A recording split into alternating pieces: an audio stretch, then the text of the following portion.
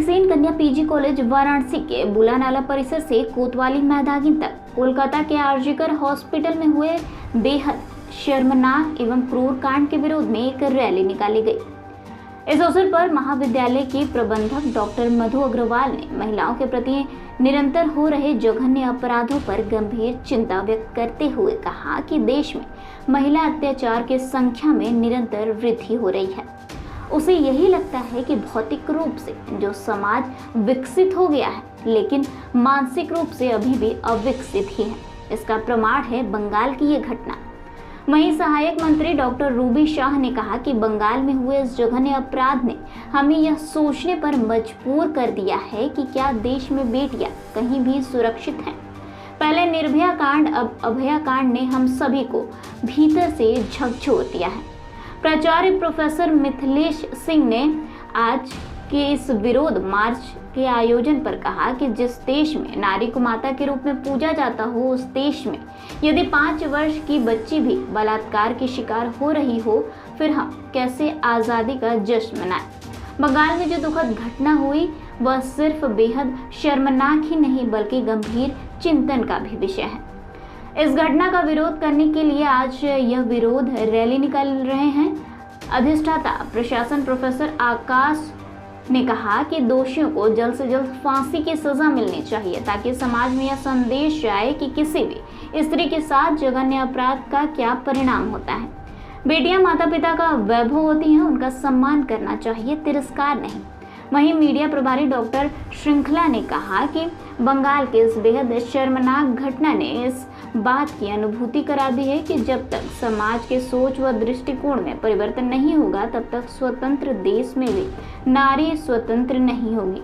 Rally में Pankaj Agarwal, Gunja Nandan Jha, professor Suman Mishra, professor Abha Saxena, professor Sandhya Ojha, professor Rama Pandey, doctor Nandini Patel, doctor Salraj Singh, doctor Sonam Chaudhary, doctor Pratima Tripathi, Archana Singh एवं बब्बन तिवारी इत्यादि अनेक प्रवक्तागण, कर्मचारी एवं छात्राओं ने सम्मिलित हुए। आक्रोश तो होना स्वाभाविक है। इतनी दर्दनाक, इतनी अमानवीकृत हुआ है, उसको लेकर कोई कैसे बर्दाश्त कर सकता है जो कोलकाता के आरजीकर हॉस्पिटल में हुआ है। आज आप लोग क्या कर रही हैं? हम लोग न्याय की मांग के लिए एक जुलूस निकाल रहे हैं कि आखिर बेटियां क्यों सुरक्षित नहीं हैं अपने ही देश में, अपनी ही धरती पर। 18वां स्वतंत्रता दिवस मनाया गया, लेकिन क्या फिर भी बच्चियां अभी भी स्वतंत्र नहीं पा रही हैं? बिल्कुल स्वतंत्र नहीं है।